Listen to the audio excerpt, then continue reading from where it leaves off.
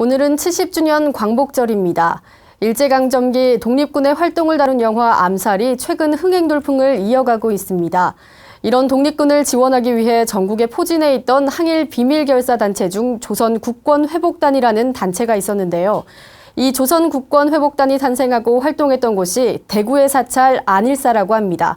대구지사 엄창현 기자가 보도합니다. 상하이와 경성을 배경으로 친일파를 암살하려는 독립군의 활동을 그린 영화 암살이 개봉 20여일 만에 1,000만 관객을 바라보며 흥행 돌풍을 이어가고 있습니다. 이런 독립군을 지원하기 위해 경상북도 지역을 중심으로 창립한 비밀결사 조직의 하나가 조선국권회복단입니다. 이 조선국권회복단의 창설과 활동 무대가 된 곳이 바로 대구시 남구에 자리한 안일사. 윤상태, 이시영, 서상일 등 13명이 1915년 이곳 안일사에서 국권회복을 서약하며 비밀결사 조선국권회복단 중앙총부를 만듭니다. 같이 이제 자금을 조달해가 여기 안일사에서 자금이 모아진 걸 전달해 드리는 만주로 보내주는 이런 과정을 겪으셨고, 자금 전달하는 과정에서 일본 수사대에 잡히셔가지고 옥고를 치르시다가 돌아가셨습니다. 상해 임시정부에 군자금을 조달하는 등 항일운동의 본거지가 된 안일사는 경남 함안 일대에서 화가원을 조성해 독립운동을 펼친 용성스님이 중창한 사찰이기도 합니다.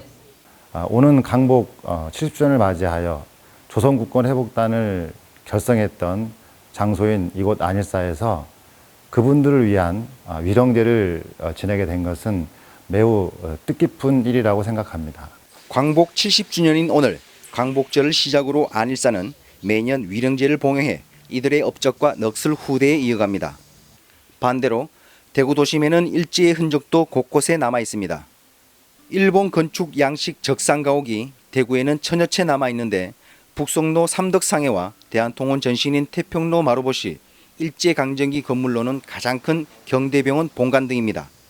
예, 우리 북성로하고 서성로에는 일제시대부터 계속되어 온 근대 건축물이 굉장히 많습니다. 도시 발전에 철거하자하는 그런 이야기도 있지만은 우리가 이제 일제 시대의 어떤 아픔을 후손들에게 이제 교육의 장소로 활용하고, 경부선 철로를 잇기 위해 대구역 일대를 매립하는 등 일제 식민 자본이 가장 먼저 손을 뻗친 곳 대구 도심.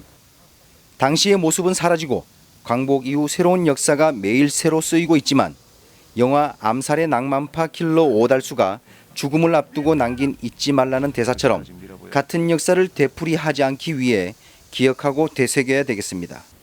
BTN 뉴스 엄창현입니다.